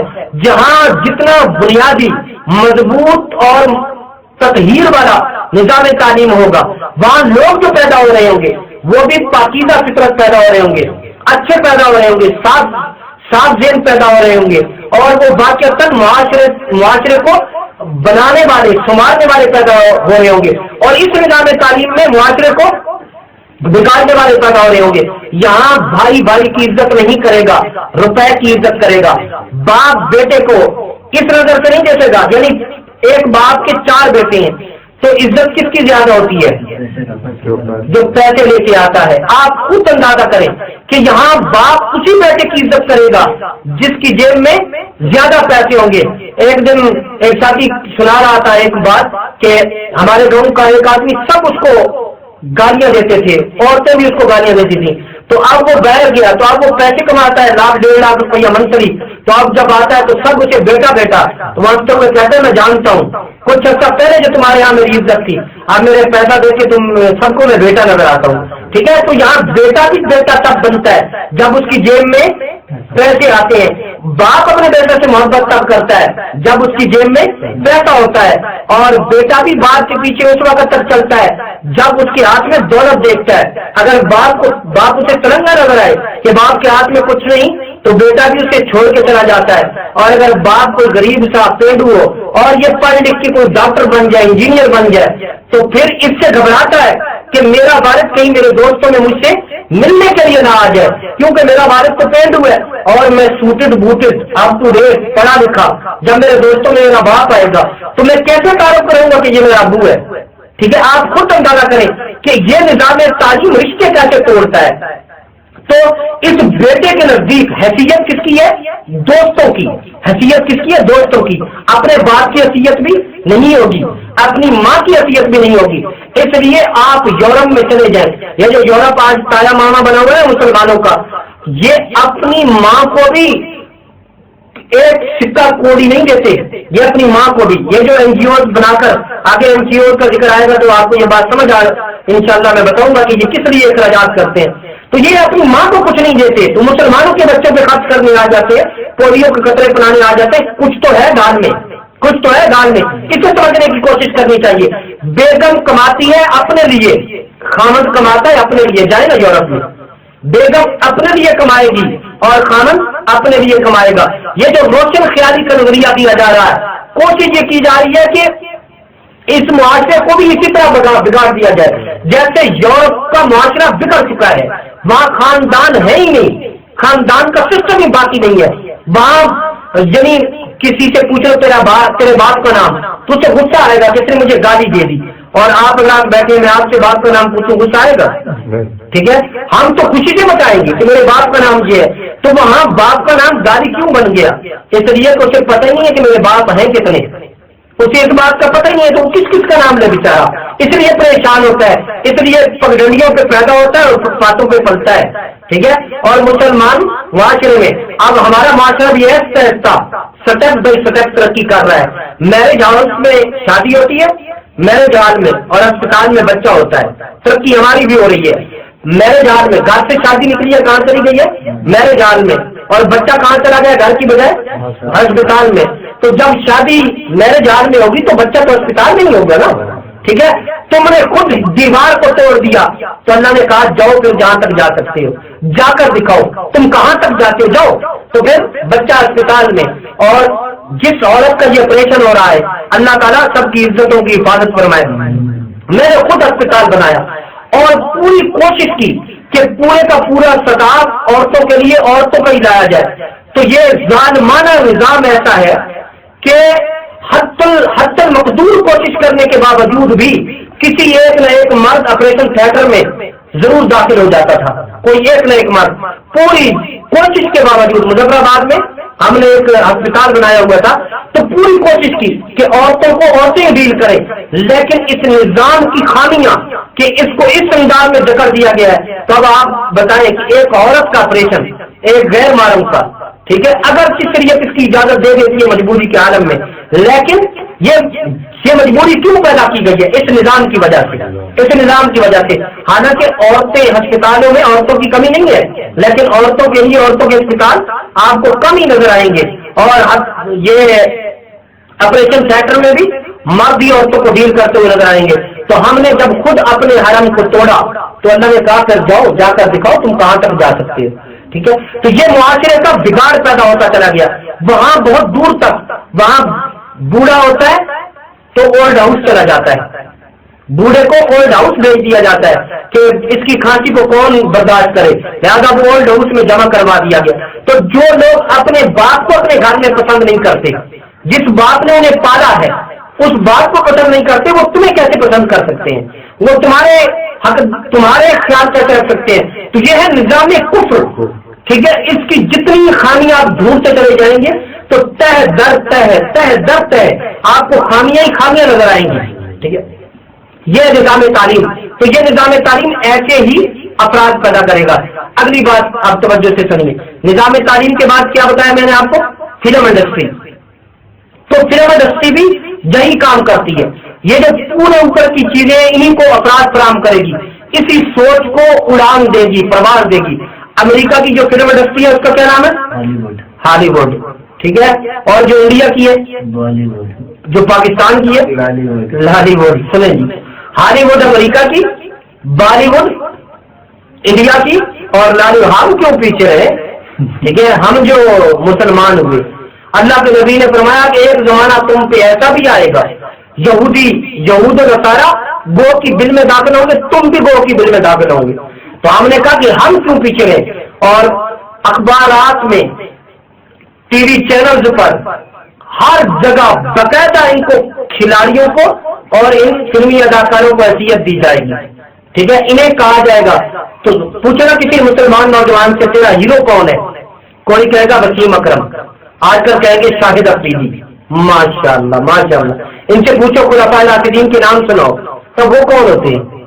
خلفائے راشدین کے نام نہیں آتے اور شاہد افریدی کو سارے جانتے ہیں، ٹھیک ہے.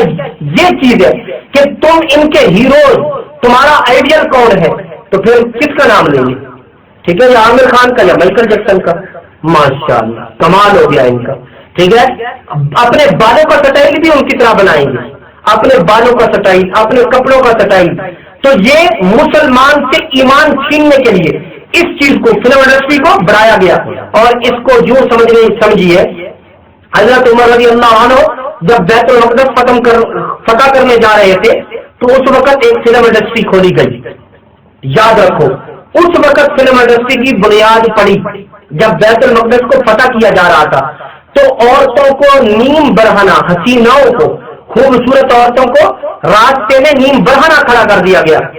تلوار سے جنگ کر نہیں سکتے تھے تو عورتوں کو کھڑا کیا گیا. مقصد یہ تھا جب صحابہ ان خوبصورت عورتوں کو دیکھیں گے تو دل بھر کے دیکھنے کو جی چاہے گا، جب دیکھیں گے تو آنکھیں بھر کے جب کسی کو دیکھا تو ایمان اور غیرت کہاں رہتا ہے باقی، ٹھیک ہے، لیکن وہ تو تھے صحابہ، ٹھیک ہے، ایک آیت سنی اور آ کے نیچے کر لی، بیت المقدس تک جا پہنچے۔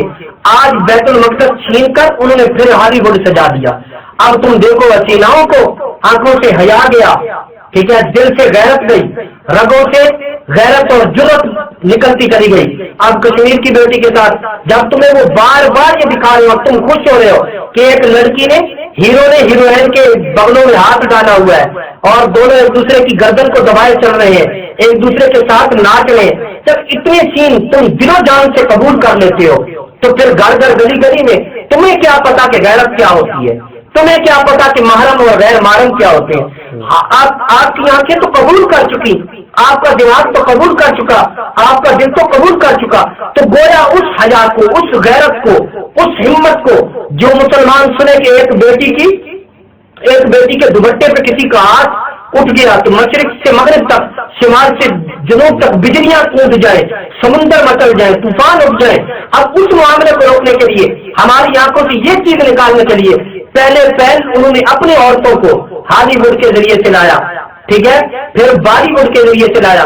ہم نے کہا کہ ہم کیوں خاموش بیٹھے ہیں، ہم خود اب اپنی بیٹیوں کو نکالیں گے، اپنی بہنوں کو نکالیں گے، اور اب لالی ووڈ کے نام سے پاکستان کے اندر بھی اب پشتون، پنجابی اور اردو فلمیں علیحدہ علیحدہ بنے، تم اسے علیحدہ علیحدہ دیکھو۔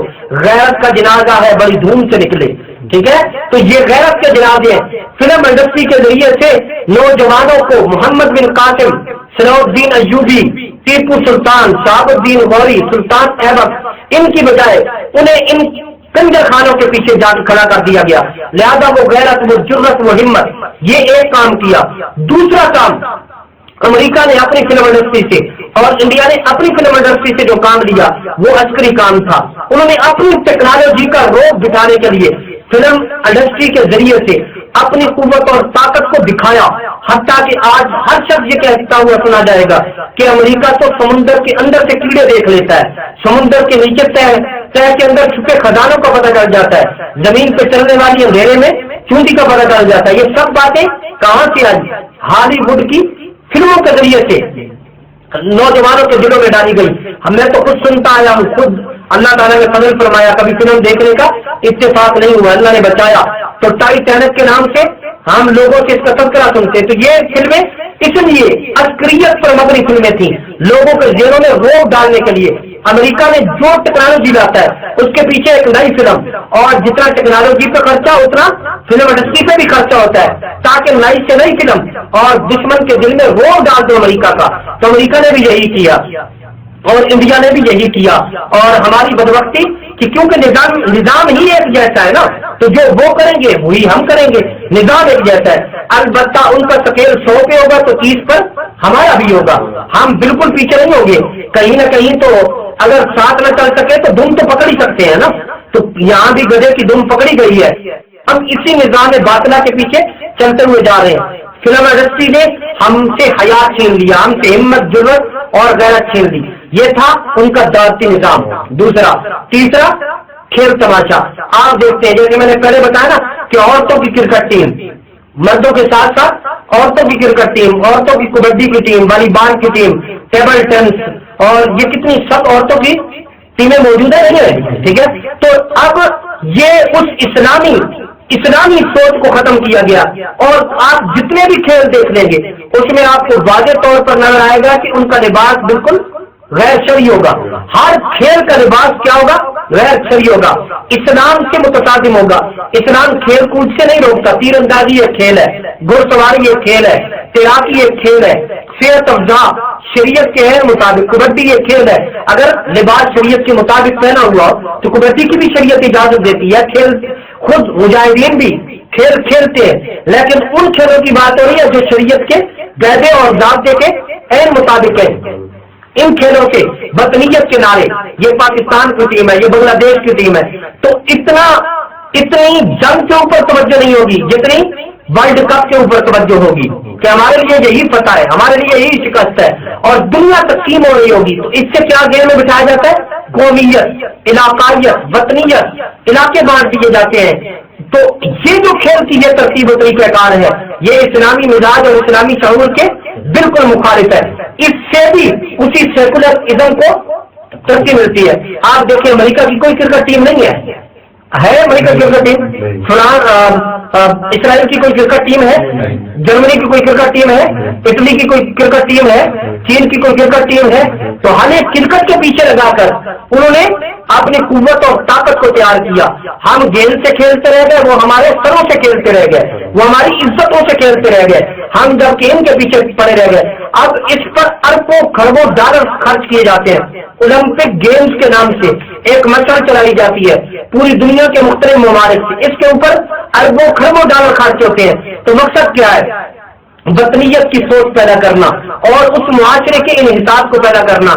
ایک زمانہ تھا جب عورتیں بھی اسٹیڈیم میں آتی اور مرد بھی اسٹیڈیم میں آتے. آپ تو سننے کو یہ بھی آ رہا ہے کہ باقاعدہ چوکیوں اور چھکوں پر عورتیں ٹیلی ویژن کی اسکرینوں پہ ناچتی ہوئی نظر آتی ہیں.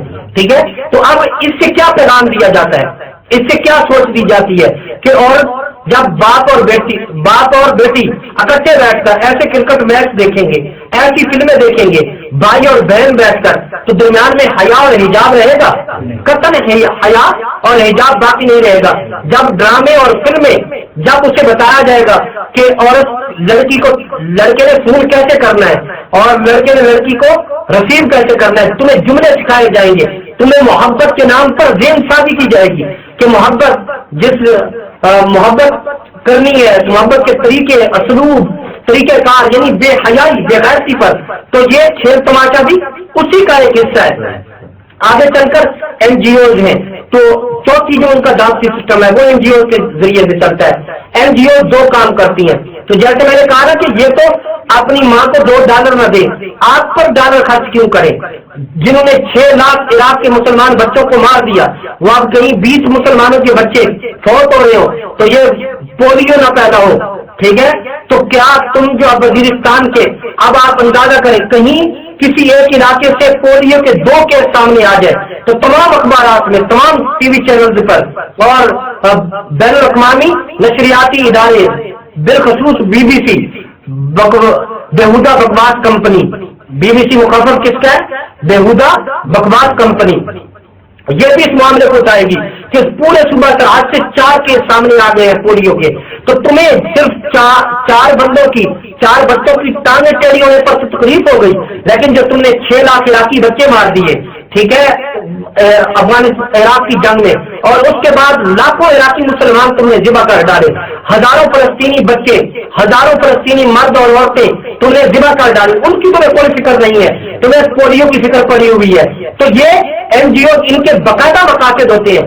یہ مقاصد کے ذریعے، مقاصد کے حصول کے لیے یہ ایسے اعمال کو ترتیب دیتے ہیں اور سمجھاتے بتاتے کیا ہے کہ ہم تمہارے حق کے لیے نکلتے ہیں. ریڈ کراس جو بین الاقوامی این جی اوز ہے، بین الاقوامی ریڈ کراس ایک طریقہ ہے. CIA اور FBI جو تشدد کے ذریعے، جو واٹر بورڈنگ کے ذریعے کسی سے معلومات اگلواتی ہے، وہ مار سے یہ پیار سے جاسوسی کا کام کرتے ہیں. ان کا طریقہ کار کیا ہے؟ یعنی مارو بھی تم، مرہم بھی تم رکھو. مرہم رکھنے والا اپنی بات لے کر جائے، مارنے والا اپنی بات لے کر جائے. جو بات مار سے نہ ملی وہ پیار سے مل جائے گی. مار سے بھی لو اور پیار سے بھی لو. مارو مسلمانوں کو، نتیجہ مسلمانوں کے سروں پر مسلط کر دو. این جی اوز کا بیان ہی یہی کام ہے. یہ جو ریڈ کراس جیلوں کے اندر جاتے ہیں تو باقاعدہ ایک ماحول پیدا کیا جائے گا. 2 دن پہلے انتظامیہ آپ سے کہہ رہی ہوگی کہ انسپیکشن ہونے والی ہے، اب ایک این جی او جانے والی ہے، تو تم نے یہ نہیں بتانا، کھانا بہتر کر دیں گے، اچھا کر دیں گے، پروٹوکول دیں گے، صفائی کر دیں گے، قیدیوں کے کپڑے بدلیں گے، اور پھر قیدی ان کو شکایات کریں گے، وہ ان کی شکایات سنیں گے، ان کو تھوڑی سی سہولت دیں گے، پھر ان سے بیٹھ کے پوچھیں گے ہاں جی آپ کیا کرتے تھے. تو وہ باتیں جو اس نے ایجنسیوں کو نہیں بتائی ہوں گی، ریڈ کراس کو بتائیں گے، اور ریڈ کراس پھر وہی باتیں CIA اور FBI کو فراہم کرے گی. اور جو اس کے علاوہ این جی اوز ہوتی ہیں تعلیم کے لیے، صحت کے لیے مختلف این جی اوز بنی ہوئی ہیں. تو یہ ان این جی اوز کا کام بھی علاقوں کے نقشے بنانا، حقیقی معلومات لینا اور غریبوں کے ایمان کو خریدنا، ان کو عیسائی بنانا، ان کو یہودی بنانا، جیسا کشمیر کے اور سرحد کے زلزلہ علاقوں میں این جی اوز نے کیا. جن علاقوں کی عورتیں کبھی باہر نکلنے کا تصور نہیں کرتی تھی، وہی بن سنور کر جیسے کوئی دلہن اپنے خامد کے سامنے جاتی ہے، این جی اوز کے اندر کام کرنے والی عورتیں اسی طرح باہر ہر روز نکلتی ہیں اور غیر مردوں کے ساتھ فرنٹ سیٹ پر ڈبل کیبن اور پجیرو گاڑیوں کے اندر بیٹھتی ہیں، باہر نکلتی ہیں، این جی اوز والے لاتے ہیں انہیں، اور این جی اوز میں بھرتی ہونے سے پہلے انہی عورتوں کو چند شرائط، ان عورتوں سے چند شرائط منظور کروائی جاتی ہیں. مثلاً فارم پہ یہ لکھا ہوا ہوگا کہ یہ عورت اب ادارے کی مرضی کے مطابق تو جہاں جس کے ساتھ اور جب تک، جب جہاں جس کے ساتھ اور جب تک جانا چاہے گی بھیجا جائے گا، بھیجنا پڑے گا، ہم بھیجیں گے، آپ کو کوئی تکلیف نہیں ہوگی. تو 2005 کی بات کر رہا ہوں، 2005 میں جب زلزلہ آیا تو میں نے اچھے اچھے علاقوں میں جا کر دیکھا. یہ ضلع مانسیرا کی تحصیل بالاکوٹ، اس کا گڑی حبیب اللہ علاقہ ہے. میں وہاں ایک گاؤں کے اندر تقریر کرنے گیا تو مجھے وہاں کے لوگوں نے، میں نے این جی او کے خلاف تقریر کی تو مجھے وہاں کے لوگوں نے بتایا کہ یہاں اس تبلیغی جماعت کے بزرگ ہیں تو بہت باحیا کرانا صاحب، اس کی لڑکی ہر روز صبح این جی او کی گاڑی پہ بیٹھ کے جاتی ہے، 30,000 اس کی تنخواہ ہے، پر ڈے 1,000 روپے پہ این جی اوز نے ہماری بیٹیوں اور ہماری بہنوں کو خریدا، عزتوں کو خریدا، عورتوں کو باہر لایا. تو این جی اوز کا کام، آپ عورت کو جا کر بتائیں گی کہ آپ کا خاوند آپ سے کیا سلوک کرتا ہے، اس سے کیسے سلوک کرنا چاہیے. دیکھیں آپ کے گھر میں زیادہ بچے ہو گئے، آپ کمانا پکانا کھلانا یہ سب مصیبت بن جائے گا. بچے دو ہی اچھے، وہ تمہیں ایسی باتیں بتائیں گی، ٹھیک ہے. ان عورتوں کو تیار کیا جائے گا تاکہ گھروں گھروں کے اندر گھسیں اور باقی عورتوں کو بتائیں کہ یہ اسے ٹوتھ پیسٹ کہتے ہیں. وہ تمہیں 2 برش 2 ٹوتھ پیسٹ دے کر اور صابن کی 2 چکیاں دے کر تمہارے ایمان پہ ڈاکہ مارا جاتا ہے. تو یہ این جی او باقاعدہ عالمی کفریہ جاسوسی ادارے ہیں، یہ باقاعدہ کفر کی روٹس ہیں، کفریہ روٹس. جیسے یہ مدارس پر طنز کرتے ہیں ویسا ہی کام این جی اوز کا ہے. تو یہ چوتھا. اب میں نے آپ کو کہا تھا کہ 5 ان کے دعوتی سسٹم ہیں. پہلا کیا تھا؟ نظام تعلیم، دوسرا فلم انڈسٹری، تیسرا کھیل، چوتھا این جی اوز. جہاں ان کے یہ 4 نظام دعوتی ڈھانچے تباہ و برباد ہو جاتے ہیں وہاں یہ لاتے ہیں فوج کو. وہاں کس کو لائیں گے؟ فوج کو لائیں گے. آپ دیکھ لیں افغانستان کی سرزمین پر جب طالبان کی حکومت آئی تو این جی اوز بھی وہاں سے چلی گئی، نظام تعلیم بھی وہ ختم ہو گیا، فلم انڈسٹری بھی جاتی رہی اور وہ تمام کھیل بھی ختم ہو گئے. تو فوراً کون پہنچے؟ امریکہ اور برطانیہ نیٹو کی فوجیں جا پہنچی. سوات کے اندر طالبان نے ان 4 چیزوں کو ختم کیا تو کون جا پہنچا؟ فوج جا پہنچی. وزیرستان میں بھی مجاہدین نے ان 4 چیزوں کو ختم کیا تو کون جا پہنچے؟ فوج جا پہنچی. آپ دیکھیں گے جہاں بھی یہ 4 دعوتی ڈھانچے ختم ہوں گے وہاں فوراً کون پہنچیں گے؟ فوج والے پہنچیں گے.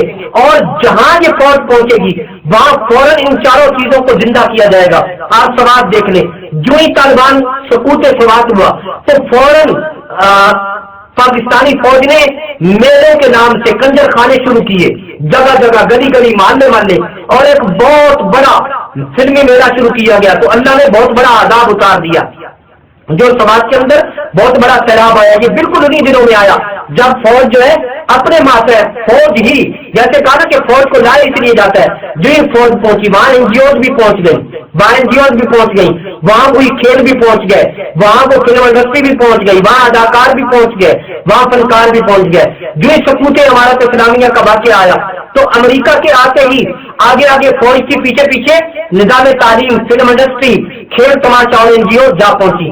تو یہ ان کے دعوت کے پیچھے، جو میں نے پہلے سبق میں بتایا تھا کہ ہر دعوت کے پیچھے کیا ہوتا ہے؟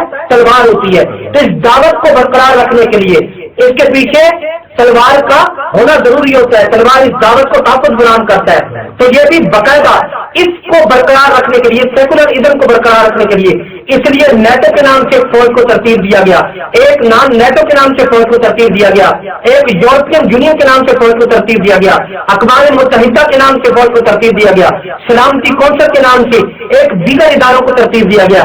گویا جہاں جہاں بھی انہیں ضرورت محسوس ہوتی ہے انسانی حقوق کے نام پر انہی چیزوں کو لایا جاتا ہے. تو یہ 5 سیکولرزم کے کتنے ستون ہیں؟ 5. اس کے کتنے دعوتی ڈھانچے ہیں؟ 5. تو پاکستان میں آپ بتائیں مجھے جمہوریت پہلا ستون ہے، موجود ہے یا نہیں ہے؟ ٹھیک ہے. دوسرا ستون نظام عدالت تھا، موجود ہے پاکستان میں؟ وہی نظام عدالت तीसरा निज़ाम मईशत था, वही निज़ाम मईशत मौजूद है। चौथा निज़ाम मुआशरत था, क्या वही निज़ाम मुआशरत मौजूद है। और पांचवा वतनियत परस्ती था, वतनियत परस्ती भी मौजूद है या नहीं है। तो सेकुलरिज्म के 5 सतून पूरी तरह मौजूद है। फिर 5 इसके दाती ढांचे हैं, तो 5 दाती ढांचों में निज़ाम तालीम वही मौजूद है, ठीक है। फिल्म इंडस्ट्री भी लालीवुड वही मौजूद है, और इसी तरह एनजीओ भी उसी तरह मौजूद है। खेल, क्रिकेट, टेबल टेनिस, औरतें मर्द सबकी बराबर मौजूद है, और उसके पीछे फौज मौजूद है जो इन इदारों का तहफ़्फ़ुज़ करती है। अब आए जब पूरी बात को जमा किया गया तो नतीजा क्या निकला कि पाकिस्तान बज़ाहिर इस्लामी मुमलिकत इस मस्जिद लेकर पीछे सिनेमा आबाद कर दिया गया है। इस निज़ाम का, इस पूरे निज़ाम के पीछे ये पूरा ढांचा ही सेकुलर का है। इसमें आप बैतुल्लाह कैसे खड़ा कर सकते हैं, इस पे बैतुल्लाह और इस पे बैतुल्लाह का, काबतुल्लाह का गुलाब कैसे चढ़ा सकते हैं। ये बिल्कुल शरीयत से मुतसादिम है, इस्लाम और इस्लामी ज़ाब्त और उसूल से मुतसादिम है। तो मैंने अर्ज किया कि हमारी जंग है किसके खिलाफ? निज़ाम के खिलाफ। बोलिए, हमारी जंग किसके खिलाफ है? निज़ाम के खिलाफ है। जरदारी रहे, कियानी रहे, गिलानी रहे, अगर यही निज़ाम रहेगा तो हम जंग करेंगे। ये चले जाए, कोई शेखुल हदीस आ जाए, कोई आबिद जाहिद आ जाए, कोई दाढ़ी वाला और 5 वक्त का नमाजी आ जाए, कोई तहज्जुद गुजार आ जाए, लेकिन निज़ाम यही रहे, हम फिर भी जंग जारी रखेंगे। और कोई भी आए, निज़ाम ऐसा निज़ाम इस्लाम लाए, वो इस्लाम के मुताबिक मुसलमानों पे हुकूमत करे, इस्लामी कानून को नाफिज करे। और इम्मक्कन्नाहुम फिल अर्दी अकामुस्सलाता व आतुज़ ज़काता, जमीन पे तमकीन हासिल करे और नमाज कायम करे, ज़कात दे, हम उसकी इताअत करेंगे, हम उसकी तकलीफ करेंगे, हम उसकी इत्तिबा करेंगे। और अगर कोई इस्लामी निज़ाम को नाफिज नहीं करता, हमारी जंग उस वक्त तक जारी रहेगी जब तक पाकिस्तान में इस्लामी निज़ाम नहीं आ जाता। जब तक इस्लामी निज़ाम नहीं आ जाएगा उस वक्त तक ये जंग जारी रहेगी। न हम जागीरदारों को कबूल करते हैं, न सरमायादारों को कबूल करते हैं, न वडेरा शाही को कबूल करते हैं, न इन करप्ट सियासतदानों को कबूल करते हैं, न इस निज़ाम के इन परवरदिगारों को कबूल करते हैं। हमारी जंग बुनियादी तौर पर अल्लाह और उसके रसूल के निज़ाम के लिए लियुज़हिरहु अला दीन कुल्ली, जब तक ये बातिल निज़ाम रहेगा ये जंग जारी रहेगी इंशाअल्लाह अज़ीज़। तो जो रुकावट होगा, तो हमारे रास्ते में ये अदालत भी रुकावट है, हमारे रास्ते में ये फौज भी रुकावट है, हमारे रास्ते में ये जमहूरियत भी रुकावट है। तो जो जो रुकावटें हैं, हम इंशाअल्लाह इन रुकावटों के खिलाफ लड़ते रहेंगे जब तक ये रुकावटें दूर नहीं हो जाती इंशाअल्लाह ताला। जब ये रुकावटें दूर हो गई तो ये पाकिस्तान भी हमारा, ये जमीन भी हमारी, ये शहर भी हमारे, ये बाजार भी हमारे। हम इसमें किसी किस्म की कोई कत्ल गारत नहीं चाहते। हम चाहते कि अमन से अगर दीन आता है तो बसरो चशम कबूल है, बखुशी कबूल है। और अगर हमें आग के दरिया अबूर करके और लहू के समुद्रों से गुजर कर और किसी आतिश नमरूद में कूद कर भी इस निज़ाम को लाना पड़ा तो हम इंशाअल्लाह ये सब कर गुजरेंगे। हमें सरों की फसल कुर्बान करनी पड़ी तो कुर्बान करेंगे, इस्लामी निज़ाम से अब पीछे हटेंगे नहीं इंशाअल्लाह अज़ीज़। तो हमारी ये जंग निज़ाम के खिलाफ है, किसी चेहरे के खिलाफ नहीं, किसी फर्द के खिलाफ नहीं, किसी के खिलाफ नहीं। अमेरिका की हवारी, अमेरिका के एजेंट जब तक मौजूद है और निज़ाम शरीयत पाकिस्तान में जब तक नहीं आ जाता, ये इंशाअल्लाह जंग जारी रहेगी। ये एक बुनियादी और पहली वजह थी। और एक अचानक मुझे याद आया, फतावा शामी में लिखा हुआ कि इस्लामी मुसलमान मुल्क में तुम मुसलमान हुक्मरानों से कब लड़ सकते हो, उसकी 3 सूरतें लिखी हुई हैं। उसमें एक सूरत ये लिखी हुई है कि जब वो इस्लामी कानून की बजाय कुफरिया कानून नाफिज कर दे तब भी उनसे लड़ा जाएगा। ये हनफियों की, अहनाफ की, अहले सुन्नत की मोतबर तरीन फतवे की किताब है फतावा शामी, ठीक है। उसमें लिखा है कि जब कुफरिया कानून नाफिज हो, तो मैंने जितनी बात बताई है ये इससे क्या साबित होता है, पाकिस्तान में कुफरिया कानून है। तो फतावा शामी के मुताबिक, इमाम शामी के फतवे के मुताबिक हम पाकिस्तान में जिहाद कर रहे हैं और इंशाअल्लाह करते रहेंगे। वमा अलैना इल्लल बलाग। अल्लाह ताला हम सबको अमल करने की तौफीक अता फरमाए।